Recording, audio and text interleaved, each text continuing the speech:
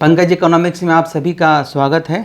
और आज हम लोग फिर एक क्वेश्चन पे डिस्कशन करेंगे कि बीपीएससी के पेपर 1 में एक क्वेश्चन पूछा जाता है कि what are the effect, explain the effect of public expenditure in developing country like India. यह क्वेश्चन मतलब कि जो सरकारी खर्च है, यानी कि जिसको वो लोग कहते हैं लोक व्यय का किसी भी विकासशील देश पर क्या प्रभाव पड़ता है, तो इस पर डिस्कशन करेंगे। इसको हम लोग कैसे लिखेंगे, तो इस पर सबसे पहले मैं बार बार कहता हूँ कि पेपर 1 में आपका लगभग 5 पेपर पढ़ना है। पेपर 1 में आपको माइक्रो भी पढ़ना है, मैक्रो भी पढ़ना है, पब्लिक फाइनेंस भी पढ़ना है, इंटरनेशनल ट्रेड भी पढ़ना है, बीआर इकोनॉमिक्स भी पढ़ना है और थोड़ा सा डेवलपमेंट इकोनॉमिक्स भी पढ़ना है, मतलब ग्रोथ मॉडल जिसे कहते हैं। तो हम ये जो पार्ट है वो बेसिकली पब्लिक फाइनेंस का पार्ट है। आपको ये जानना ज़रूरी है कि सर ये कहाँ से पढ़ेंगे, तो पब्लिक फाइनेंस के किसी भी पुस्तक से आप इसको ले सकते हैं, अच्छे से पढ़ सकते हैं। अब इसका 2 पार्ट है। एक तो है कि अगर सिंपल क्वेश्चन पूछता है कि what are the effect of public expenditure, और एक क्वेश्चन पूछता है explain the public expenditure in developing country like India, तो दोनों में 2 आंसर लिखेंगे। लेकिन आज हम लोग जो बात कर रहे हैं कि डेवलपिंग इकोनॉमी, कोई विकासशील देश, दैट मीन्स इंडिया में अगर सरकारी खर्च बढ़े या सरकार खर्च बढ़ाती है तो इससे अर्थव्यवस्था पे क्या प्रभाव पड़ेगा। तो देखिए, किसी भी चीज़ का जब भी कोई भी चीज़ हम एनालाइज करते हैं तो उसका पॉजिटिव और नेगेटिव दोनों एस्पेक्ट होता है, लेकिन हमेशा हम लोग पॉजिटिव की बात करेंगे, क्योंकि सरकार अगर खर्च बढ़ा रही है तो पहले समझिए कि सरकार खर्च बढ़ाती है तो सरकारी खर्च का कंपोनेंट क्या क्या होता है। वैसे आप जान लीजिए कि सरकार के द्वारा जो बुनियादी सुविधाओं पे विकास के लिए खर्च किया जाता है पैसा, और हमारे जो एडमिनिस्ट्रेशन है, पुलिस डिपार्टमेंट है, डिफेंस जिसे कहते हैं, इन सभी पे जो पैसा खर्च किया जाता है उसे हम लोग पब्लिक एक्सपेंडिचर कहते हैं, इसे हम लोग लोक व्यय कहते हैं। That means public expenditure refers to the expenditure which are made by the government of the country for maintaining the law and order and development of infrastructure in the country। जो लॉ एंड ऑर्डर को maintain करने के लिए जो पैसा खर्च किया जाता है, प्लस बुनियादी सुविधाओं के विकास में जो पैसा खर्च किया जाता है सरकार के द्वारा, उसे हम लोग लोक वित्त कहते हैं। हम लोग एक एक चीज़ पे डिस्कस करें। देखिए, हम लोग समझने का प्रयास करते हैं। ये पब्लिक एक्सपेंडिचर है क्या, दोनों लैंग्वेज में है, चिंता नहीं करिएगा, दोनों भाषा में है। जो आपका हिंदी में है वही आपका इंग्लिश में है।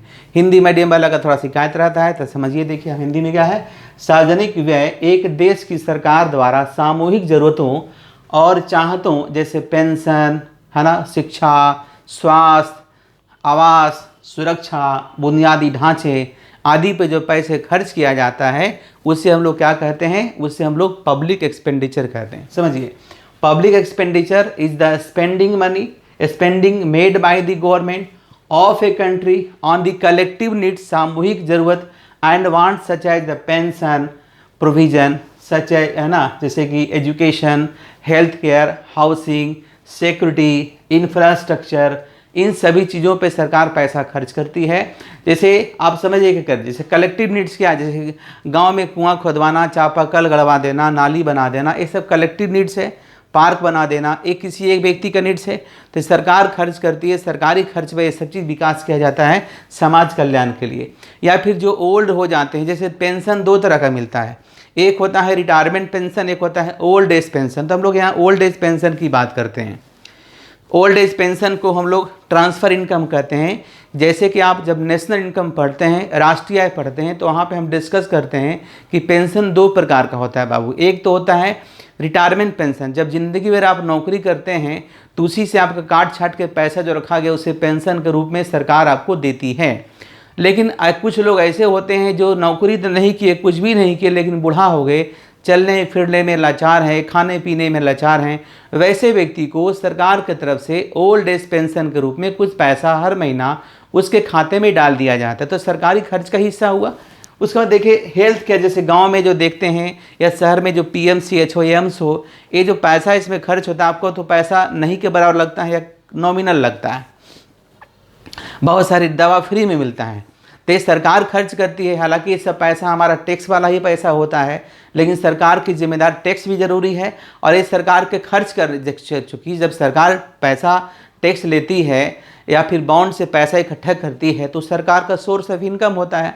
अब इस इनकम को क्या करना है, खर्च करना है। तो सरकार इसको अलग अलग जगहों पे खर्च करती है कि जो कि समाज कल्याण के लिए हो, जो कि देश के विकास में एक महत्वपूर्ण भूमिका अदा करे। अब जैसे देखिए हेल्थ केयर, अब है हाउसिंग की बात। इससे आप देखते हो इंदिरा आवास योजना या बहुत सारे ऐसा ना, इंदिरा आवास योजना में हर व्यक्ति को मकान मिलेगा रहने के लिए, या फिर मिड डे मील स्कीम जैसे स्कीम चलाए जाते हैं, दोपहर का खाना है ना, या फिर बनरेगा। ये सब जो कार्यक्रम सरकार के द्वारा चलाए जाते हैं वो सरकारी खर्च का नतीजा है। यानी सरकार खर्च करती है तो इसमें कोई कहीं पे नहीं है कि सरकारी खर्च खराब है। हाँ, सरकारी खर्च दो प्रकार का होता है। बेसिकली जब सरकार खर्च करती है आपका जैसे कि डिफेंस पर या मिलिट्री पर, तो उसे इकोनॉमिक्स में अनप्रोडक्टिव एक्सपेंडिचर माना जाता है। लेकिन कहीं ना कहीं अगर सरकार अगर इन सभी चीज़ों पर भी खर्च करती है और खासकर उसका उत्पादन अगर देश के कंट्री में ही हो तो देश के जीडीपी में वृद्धि होगी, तो भी वृद्धि होगी। लेकिन हम यहाँ पे हमारे का जो डिफेंस में पैसा खर्च की जाती है बड़े पैमाने पर उसे विदेशों से खरीदा जाता है ना। तो देखते होंगे कि युद्ध लड़ती है अमेरिका, युद्ध लड़ेगी पाकिस्तान, युद्ध लड़ेगी हिंदुस्तान, युद्ध लड़ेगी आपका ताइवान, और फायदा किसको होगा, फायदा होगा अमेरिका को, रूस को। क्यों? क्योंकि हथियार तो उसका बिकेगा, उस उत्पादन तो उसका होगा। युद्ध लड़ेंगे तो बर्बादी हमारी होगी, पैसा खर्च हमारा होगा, इनकम किसका होगा, वहाँ होगा। और हथियार बनता कहाँ है, अमेरिका में बनता है, इसलिए कहा जाता है। क्लियर? तो ये सारी बातें। उसके बाद देखिए आपका इंफ्रास्ट्रक्चर, जैसे सिक्योरिटी मतलब समझते हैं ना, सिक्योरिटी मतलब सरकार कुछ सिक्योरिटी देती है लोगों को पेंशन के रूप में, स्कॉलरशिप के रूप में, या और तरह तरह के सिक्योरिटी। जैसे कोई डेथ कर गया तो उसे व्यक्ति को नौकरी देना, 5 लाख रुपया देना, सुनते होंगे एक्सीडेंट हो गया, तो ये सब सरकारी खर्च का ही नतीजा होता है। अब सबसे लास्ट में आपका इंफ्रास्ट्रक्चर है ना। तो इंफ्रास्ट्रक्चर क्या होता है बाबू? तो इंफ्रास्ट्रक्चर को हिंदी में कहते हैं बुनियादी ढांचा या बुनियादी सुविधा। इसमें 5 चीज़ आता है, हेल्थ हो, एजुकेशन हो, ट्रांसपोर्ट हो, कम्युनिकेशन हो, एनर्जी हो। हेल्थ में, हेल्थ एजुकेशन को हम लोग सोशल इंफ्रास्ट्रक्चर कहते हैं, मतलब स्वास्थ्य और शिक्षा को सामाजिक आधारभूत संरचना कहते हैं। और आपका ट्रांसपोर्ट है, कम्युनिकेशन है, एनर्जी है, इसको हम लोग क्या कहते हैं, इसको हम लोग कहते हैं इकोनॉमिक इंफ्रास्ट्रक्चर। ये 5 पिलर होते हैं जो देश के विकास में एक महत्वपूर्ण भूमिका अदा करती है। तो आई थिंक आपको पब्लिक एक्सपेंडिचर का मतलब समझ में आ गया होगा। अब समझिए है क्या कि एक लंबे समय तक जो लेसेस फेयर एक था ना हमारा, जो आपका जो है 19वीं सेंचुरी तक पब्लिक एक्सपेंडिचर को लिमिटेड किया गया था। यानी कि आपका देखिए एक कंसेप्ट है लेसेस फेयर, आप नाम सुने होंगे। लेसेस फेयर का कंसेप्ट आपका एडम स्मिथ दिए थे, जिन्हें वो फादर ऑफ मॉडर्न इकोनॉमिक्स भी कहते हैं। इनकी ये पॉलिसी धमाल मचे एक लंबे समय तक। लेकिन 1929 में जब ग्रेट डिप्रेशन आया था अमेरिका में, तो इनका उस समय इनका थ्योरी फेल हो गया, है ना। तो होता क्या है कि समय के साथ बहुत सारा कुछ परिवर्तन होता है।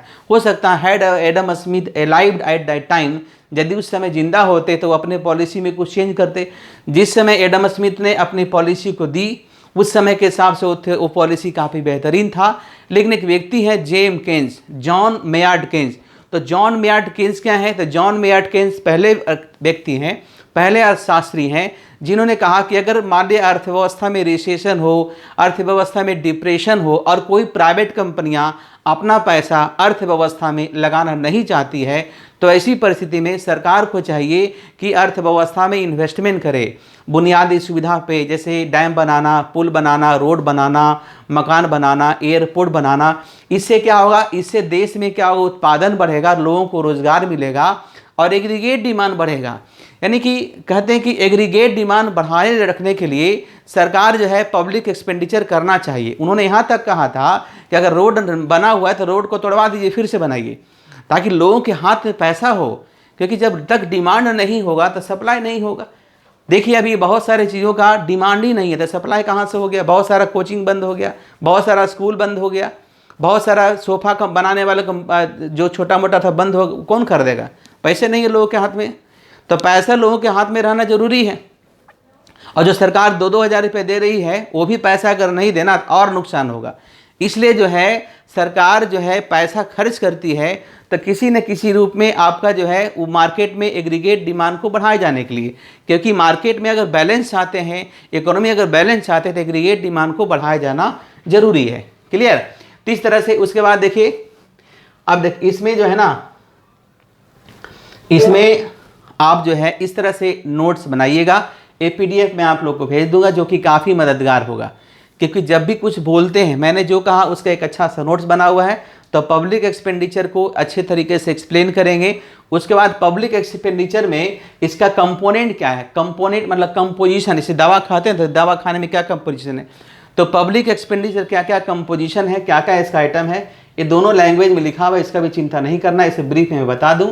देखिए कंपोजिशन में आपका है सोशल प्रोटेक्शन, जैसे पेंशन है, सब्सिडी है, family and children unemployment subsidy है, research and development, social protection, health समझते हैं, पब्लिक हेल्थ सर्विसेज है, गांव में शहर में अभी कोरोना का जो टीका दिया जा रहा है उस पर सरकार बड़े पैमाने पर पैसा खर्च कर रही है। जनरल पब्लिक सर्विसेज, जैसे आपका एग्जीक्यूटिव एंड लेजिस्लेटिव ऑर्गन्स होते हैं, जैसे MP हैं, MLA हैं, जिनको बहाल की गई है, जिनकी व्यवस्था की गई है कि वो जो है समाज में अच्छे तरीके से विकास का काम करे। वो करना ना करना उनका काम है, लेकिन सरकार उसके पीछे भी अच्छे पैसा खर्च करती है। ये नियम भी उन्हीं लोग बनाते हैं और उसके लिए वो काफ़ी अच्छा पैसा, मोटा रकम लेते हैं। ठीक है, तो सरकार का हिस्सा है financial and physical affairs. Financial मतलब होता है कि जो आपका बैंक पॉलिसी बनाती है। किसी देश में जो केंद्रीय बैंक होती है ना, भारत में अगर RBI कोई पॉलिसी बनाती है तो उसे हम लोग फाइनेंशियल पॉलिसी कहते हैं, फिर मॉनेटरी पॉलिसी कहते हैं।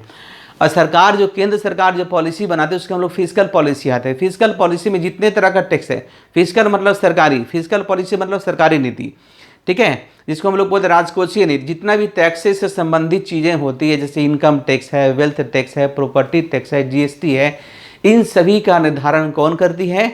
इन सभी का निर्धारण आपको केंद्र सरकार करती है। उसी तरीके से मॉनेटरी पॉलिसी में क्या आता है बाबू? मॉनेटरी पॉलिसी जैसे जितने भी प्रकार के इंटरेस्ट है, जैसे CLR है, एयरसेल है, इंटरेस्ट रेट है ना, और भी इस तरह के रेपो रेट है, रिवर्स रेपो रेट है, ये सारा डिसीजन कौन लेती है? देश की केंद्र सरकार, देश की केंद्रीय बैंक लेती है। भारत में RBI लेती है, तो सरकार इस पर भी खर्च करती है। रिसर्च एंड डेवलपमेंट सेंटर का मतलब होता है जैसे प्राइमरी सेक्टर हो, सेकेंडरी सेक्टर हो, टर्सरी सेक्टर हो। तो प्राइमरी सेक्टर में किसानों को अच्छी सुविधा देने के लिए, किसानों का अच्छा पैदावार हो, तो सरकार फ्री में रिसर्च एंड डेवलपमेंट सेंटर बनाई है, जहाँ पे फ्री में किसानों को फसल को कैसे लगाया जाए ट्रेनिंग दिया जाता है। तो सरकार का पैसा यहाँ पे भी खर्च होता है। इसके अलावा आप देखिए, इसके अलावा देखिए फिर ये सब आपका हिंदी में भी है। सामाजिक सुरक्षा, स्वास्थ्य, सामान्य लोक सेवाएं, शिक्षा। तो छोटा छोटा 2-2 लाइन, 3-3 लाइन में इसको नोट्स बनाइएगा और इसी तरीके से लिखना है कंपोनेंट में। अगर मान लिया अगर 15 नंबर का क्वेश्चन है तो 10-15 नंबर में अगर आपका अच्छे से लिखते हैं तो 12 नंबर 13 नंबर आराम से आपको मिलने वाला है। उसका देखिए इकोनॉमिक अफेयर, जैसे जनरल इकोनॉमिक, एग्रीकल्चर हो, फ्यूल हो, एनर्जी हो, कॉमर्शियल एंड लेबर अफेयर्स हो, फॉरेस्ट्री हो, फिशिंग हो, इन सभी के मेंटेनेंस पर भी, ट्रांसपोर्ट हो, सरकार बड़े पैमाने पर क्या करती है? खर्च करती है। एक लंबे समय सरकार ने पेट्रोल पर, डीजल पर सब्सिडी दिया, गैस पर सब्सिडी देती है, तो सब्सिडी वाला पैसा भी सरकारी पब्लिक एक्सपेंडिचर के अंतर ही आता है ना। सरकार अगर हर सिलेंडर पर 200 रुपये सब्सिडी दे रही है, इसका मतलब सरकार आपके पीछे 200 रुपया खर्च कर रही है। कंपनी जो देती है ना, उससे वो पैसा पूरा लेती है और उसका जो बीच का गैप होता है पैसा, वो पैसा सरकार उस कंपनी को देती है। पब्लिक ऑर्डर सेफ्टी से पुलिस हो गया, फायर प्रोटेक्शन हो गया, पुलिस के पास FIR करते हैं। या फिर देखिए होता क्या है कि यदि आप किसी मुसीबत में हैं तो पुलिस आपको मदद करती है, हर तरह से मदद करती है। तो पुलिस मदद करती है, घर से थोड़ी करती है, सरकार इसके लिए व्यवस्था की, सरकार इसके लिए पैसा देती है ना। फायर प्रोटेक्शन, घर में आग लग गया, मकान में आग लग गया तो फ्री में आपको आग बुझाने का सुविधा सरकार आपको दे रखी है, तो इसमें भी पैसा खर्च होता है। या फिर जेल की व्यवस्था होती है, कोर्ट की व्यवस्था होती है, ये सब सर्विसेज जो होती है ना सरकारी खर्च पे होती है। इसको मेंटेन करना जरूर, चूँकि सब एक अच्छा कल्याणकारी राज्य के लिए, हालांकि एडम स्मिथ भी कहते हैं, अगर जो कैपिटलिस्ट की संस्थापक है वो भी ये कहते हैं ये सब खर्च तो सरकार को ही करना पड़ेगा। सरकार के अंडर, सरकार should maintain the defence sector, law and order तो सरकार को मेंटेन करना ही है। क्लियर?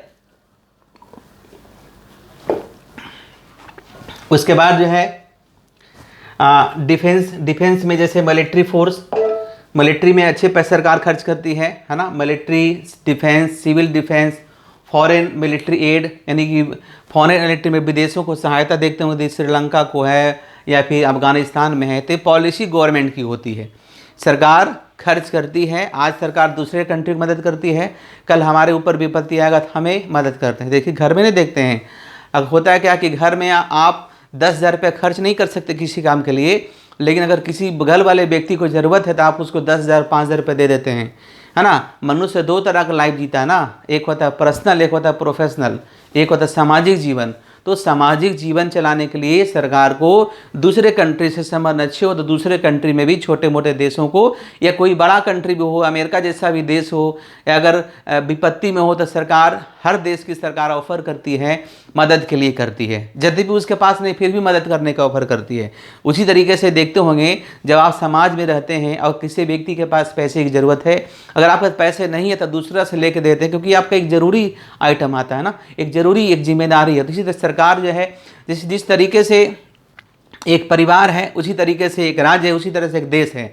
देश को चलाने के लिए जो सरकार होती है उसको हर जगह पे ध्यान रखना होता है। हमारा आंतरिक संबंध अच्छा हो, हमारे बाहरी संबंध अच्छा हो, दोनों को ध्यान रखना होता है। इन्वायरमेंटल प्रोटेक्शन, जैसे वेस्टेज मैनेजमेंट, जैसे जो कूड़ा कचरा फेंकते हैं, सुबह सुबह जो आपका ठेला लेके या फिर गाड़ी लेके निकलते हैं, सरकार उसके लिए काफ़ी पेमेंट करती है, तो आपका उस पर सरकार पैसा खर्च करती है। या फिर पॉल्यूशन एवेटमेंट, पॉल्यूशन पे यानी कि प्रदूषण को मेंटेन करने के लिए सरकार बड़े बड़े प्लांट बनाई है ना। तो ये आपका सरकारी खर्च पे ही होता है। बायोडाइवर्सिटी एंड लैंडस्केप जैसे सुविधाओं से बचने के लिए सरकार बड़े पैमाने पर खर्च करती है। आर्थिक मामले जैसे सामान्य आर्थिक, कृषि, ईंधन और ऊर्जा, वाणिज्यिक, इस तरह का चीज़ है। रक्षा में सैन्य रक्षा, नागरिक सुरक्षा, विदेशी सैन्य सहायता, ये सब सरकारी खर्च पे ही होता है। सरकारी खर्च का कंपोनेंट है, कंपोजिशन है। जैसे मनोरंजन संस्कृति के लिए भी सरकार बड़े पैमाने पर पैसा खर्च कर रही है, स्टेडियम बनाना, है ना। तो सरकार क्या करती है, तो इन सभी चीज़ों को ध्यान रखती है जो आम पब्लिक की ज़रूरत हो, जो कि सरकारी पैसे भी खर्च होता है। पर्यावरण सुरक्षा में जैसे अवशिष्ट प्रबंधन, जो भी मैंने इंग्लिश में बताया, अवशिष्ट मतलब जो बचा हुआ चीज़ है, घर का हो बाहर का हो, उन सभी को बेड़ा पार लगाना, इसके लिए सरकार अलग अलग तरीके अपनाती है, जिसमें सरकार की अच्छी पैसा खर्च होती है। या आवास और सामुदायिक सेवाएं, आवास विकास, सामुदायिक भवन, जलापूर्ति, जैसे बिहार सरकार नल जल योजना शुरू की, उसमें सरकार के अच्छे पैसा खर्च होती है। इसके अलावा सरकार बहुत सारे स्कीम चलाई हुई है, पोशाक योजना, लड़कियां पास करेगी तो हर व्यक्ति को 10,000 रुपया, 25,000 रुपया, तो सरकारी खर्च का हिस्सा है। इसलिए भी वो ज़रूरी है क्योंकि नीतीश कुमार का मानना है कि हम लड़कियों को मुख्य धारा में लाएंगे। अब एक कुछ समय के लिए है, जब सब ठीक हो जाएगा तो सब हट जाएगा। जब वो भी लड़कों की तरह आगे बढ़ जाएगी तो काहे कि फिर 10,000 काहे कि 25,000, कुछ नहीं मिलेगा फिर। लेकिन एक इंसेंटिव है ताकि लोग मुख्य धारा में आए, ये हमारे सरकार की पॉलिसी होती है, ठीक है। तो ये सरकार का कंपोनेंट, ये आपका जो है पब्लिक एक्सपेंडिचर का कंपोनेंट था। तो आप इसका 2 पार्ट बताऊंगा, ये आप इसको बढ़िया से देखिए, इसी तरह से आप नोट्स बना के पढ़िए, तब क्या होगा, किसी टॉपिक को आपको अच्छे तरीके से समझ में आएगा। क्योंकि देखिए होता है क्या कि इसमें 2 पार्ट हैं, एक तो न्यूमेरिकल है, मैथमेटिकल पार्ट है, जो मैंने आपको बताया है, उसको भी इसी तरीके से पढ़ेंगे। इसमें भी रटना नहीं पड़ेगा, थोड़ा थोड़ा करके पढ़िए ना। जैसे जो क्वेश्चन होता है उसको पार्ट वाट कर दीजिए, 2 पार्ट कर 3 पार्ट कर दीजिए। जैसे कि मैंने अभी आपको पब्लिक एक्सपेंडिचर क्या बताया, ये मैंने बता दिया। इसको अगले क्लासेज में मैं डिस्कस करूँगा, इसका इफेक्ट क्या होता है, इसका इफेक्ट प्रोडक्शन पे क्या होगा, इसका इफेक्ट डिस्ट्रीब्यूशन पे क्या होगा, इसका इफेक्ट और समाज पे क्या होगा, क्या इसका निगेटिव इम्पैक्ट भी है, तो सारा चीज़ों का डिस्कशन करेंगे। तो अभी यहीं तक रखते हैं और फिर अगले क्लासेज में हम इस टॉपिक को पूरा करेंगे। Thank you.